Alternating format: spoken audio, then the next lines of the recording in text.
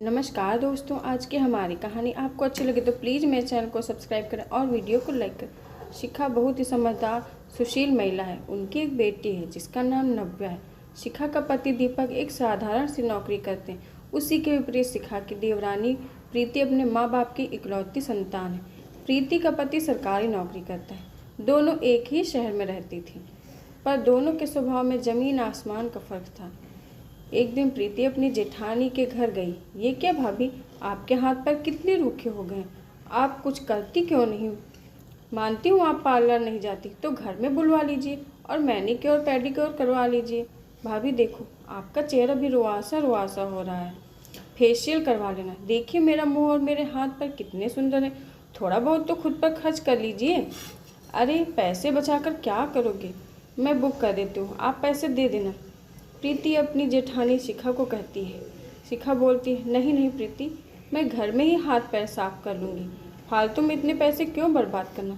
वैसे भी कभी इनको तनख्वाह मिलती तो कभी आधी मिलती है। कुछ महीने में आधी तनख्वाह मिल रही है, उसमें बच्चों की पढ़ाई, घर का खर्च सब कुछ देखना पड़ता है।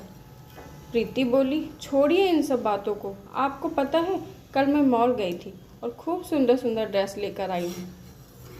तभी उधर से शिखा की बेटी नव्या आई और बोली, मम्मी मेरे साइंस के ट्यूशन टीचर बोल रहे थे आपने 3 महीने से फीस नहीं दी है। ऐसा न हो कि अंग्रेजी क्लास की तरह वो भी मुझे आने से मना कर दें। शिखा अपनी बेटी को समझाकर पढ़ने के लिए भेज देती है। प्रीति बोली, खर्चा तो मेरा भी बहुत हो रहा है। अगले महीने मेरे घर पर किटी पार्टी है। तभी उनकी सास रीता जी का फ़ोन आया। छोटी बहू, मैं थोड़े दिन के लिए तुम्हारे यहाँ आ रही हूँ, सुशांत को खबर कर देना।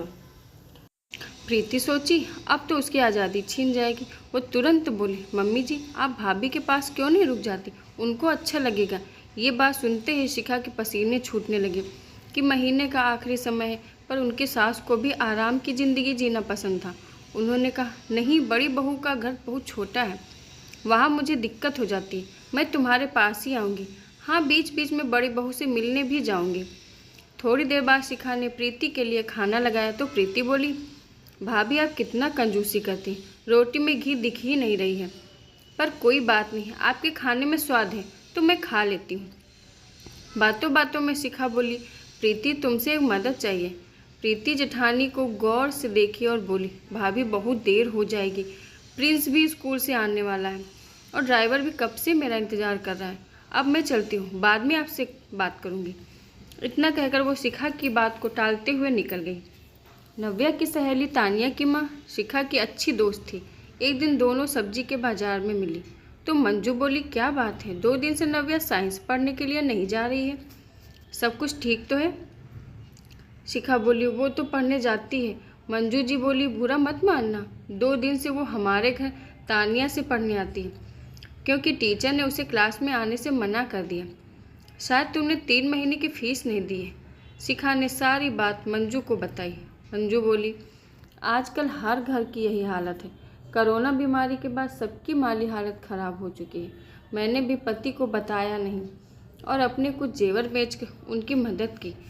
किससे मदद मांगती? यहाँ सबसे पहले अपने ही बुरे वक्त में मुँह फेर लेते हैं, फिर हमारा यहाँ कौन है? शिखा बोली, लगता है मुझे भी अब यही करना होगा, वरना बच्चों पर इसका बहुत बुरा असर पड़ेगा। मंजू बोली, तुम्हारे देवर तो इतने पैसे वाले हैं, तुम्हारी देवरानी आए दिन तुम्हारे घर खाने पीने के लिए आती ही रहती है, तुम उससे मदद क्यों नहीं लेती? एक बार बोल कर देखो, शायद वो कुछ मदद कर दे। बाजार से आने के बाद शिखा ने मंजू की बात पर गौर किया, पर अपने पति से इसके बारे में चर्चा नहीं की। तभी नव्या के दूसरे ट्यूशन टीचर का पैसों के लिए फ़ोन आया। तब शिखा ने प्रीति को फ़ोन किया। वो बोली, क्या बात है भाभी, कोई नया व्यंजन बनाई है? कोई टेस्ट करने वाला नहीं होगा, तभी आपने मुझे याद किया। शिखा ने हंसकर बोला, जो भी बनाती हूँ तुम्हें ज़रूर खिलाती हूँ, आखिर तुम देवरानी कम छोटी बहन जो हो। शिखा ने अपनी परेशानी प्रीति के सामने रखी। प्रीति बोली, भाभी पैसे की दिक्कत तो मुझे भी बहुत है, ऊपर से मम्मी जी मेरे घर पर आ रही हैं। आप तो जानती हैं नौकरों के कितने पैसे देने पड़ते हैं, ड्राइवर है, काम वाली बाई है, मेरे तो बहुत खर्चे हैं।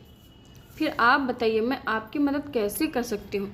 शिखा ने इसके आगे कुछ बोलना ठीक नहीं समझा। उसे भी समझ में आ गया कि बुरे वक्त में अपने भी साथ छोड़ देते हैं।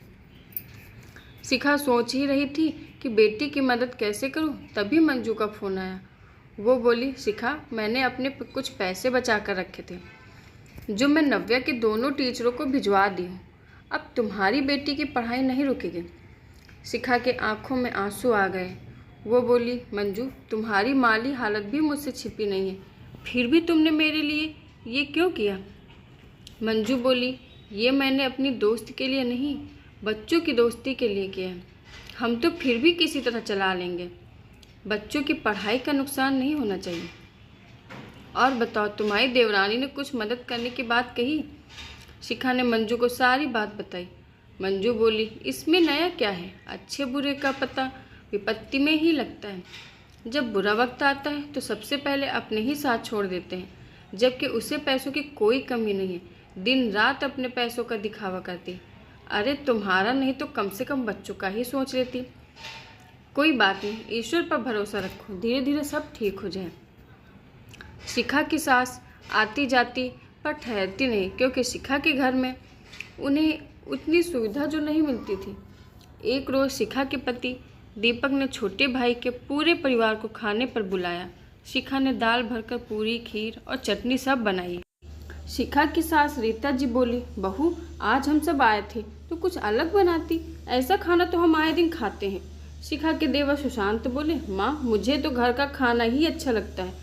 मेरे घर में तो नौकर ही खाना बनाता है, बीवी के हाथ का खाना तो कभी नसीब ही नहीं हुआ। कम से कम कभी भाभी के हाथ का खाना खाने दो। प्रीति बोली, भाभी अगर बना नहीं सकती थी तो बाहर से मंगवा लेती, और अगर पैसे की दिक्कत थी तो मुझसे ले लेती। आप कुछ ज़्यादा ही कंजूसी करती। तभी सुशांत ने बात बदली और नव्या से बोले, नव्या बेटा, मैंने सुना तुमने अपनी अंग्रेजी की ट्यूशन छोड़ दी है। नव्या बोली, जी चाचा जी, और अपनी माँ की ओर देखने लगी। सुशांत बोले, क्यों भाभी, क्यों बंद करवा दिया? दीपक बोले, थोड़ी दिक्कत है। और नव्या बोली कि वो अंग्रेजी खुद पढ़ लेगी, और कोई बात नहीं, तुम खाना खाओ। प्रीति बोली, भैया, आप हम लोगों को पराया समझते हैं, तभी तो हम लोगों से मदद नहीं मांगते। उस पर रीता जी बोली, बहू, अपनी नाक को इतना भी ऊंचा मत करो कि घाटा खुद का हो। अगर किसी से मदद मांग लोगी तो तुम छोटी नहीं हो जाओगी। दीपक और सुशांत खाना खाकर बाहर बैठने के लिए चले गए। यहाँ प्रीति और रीता जी बात बात पर शिखा को टोक रही थी। शिखा बोली, रहने दो देवरानी जी, देख लिया कौन कितने अपने हैं। और मम्मी जी, आप अगर अपनी होती तो क्या आप अपने बड़े बेटे के घर पर नहीं रहती? पर आपको भी अपने सुख सुविधा से मतलब है। प्रीति बोली, भाभी भड़क क्यों रही हैं? मैं तो मजाक कर रही थी। शिखा बोली, मैंने तुम्हें अपना समझकर मदद का हाथ बढ़ाया था, पर तुमने उसका क्या किया? मैंने अपने सुख सुविधा के लिए नहीं, अपने बच्चों की पढ़ाई के लिए तुमसे मदद मांगी। और तुमसे अच्छे तो हमारे पड़ोसी हैं, जिन्होंने बच्चों की पढ़ाई को महत्व दिया और अपना पेट काट कर हमारी मदद की। तो बताओ कि कौन अपने हैं और कौन पराए? सुशांत ने सारी बात सुन ली और बोला, क्या आपने पैसों की कमी के कारण नव्या की अंग्रेजी ट्यूशन बंद करवाई? प्रीति, ये मैं क्या सुन रहा हूँ?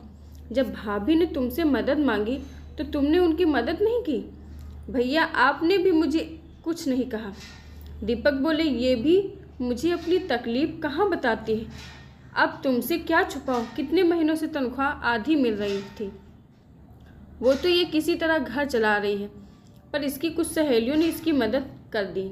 सुशांत ने जैसे ही अपने बटुए की तरफ अपना हाथ किया, शिखा हाथ जोड़कर बोली, देवर जी, माफ़ कीजिएगा, पर मैं आपसे कोई मदद नहीं ले सकती। मदद लोग अपना समझ कर करते हैं। ये बात तो मैं सीख गई हूँ कि बुरे वक्त में अपने भी साथ छोड़ जाते हैं। पर कोई बात नहीं, मैं इस चीज़ की आधी अपने रिश्तों पर नहीं लगने दूंगी। आपने हमारे लिए सोचा, इतना ही हमारे लिए बहुत है। अगली बार ज़रूर आइए। सुशांत हाथ जोड़कर अपने भैया भाभी से माफ़ी मांगी और अपनी माँ को बोला, इसको तो मैं कुछ कह नहीं सकता हूँ, ये पराई है, पर आप तो माँ हो, पोते पोती बेटे बहू में अंतर कैसे कर सकती हैं? आज मुझे लग रहा है इतना पैसा कमाते हुए भी मैं गरीब हूँ। और सर झुकाकर वो परिवार के साथ वहाँ से चला गया। ईश्वर के घर देर है अंधेर नहीं। शिखा के साफ मन से उस ईश्वर के मन को भी पिघला दिया। कुछ समय बाद दीपक को उसकी बची हुई तनख्वाह के पैसे जोड़कर एक साथ मिले और शिखा की सारी परेशानियों का हल हुए। आशा करती हूँ दोस्तों आज की हमारी कहानी आपको ज़रूर पसंद आई होगी। धन्यवाद।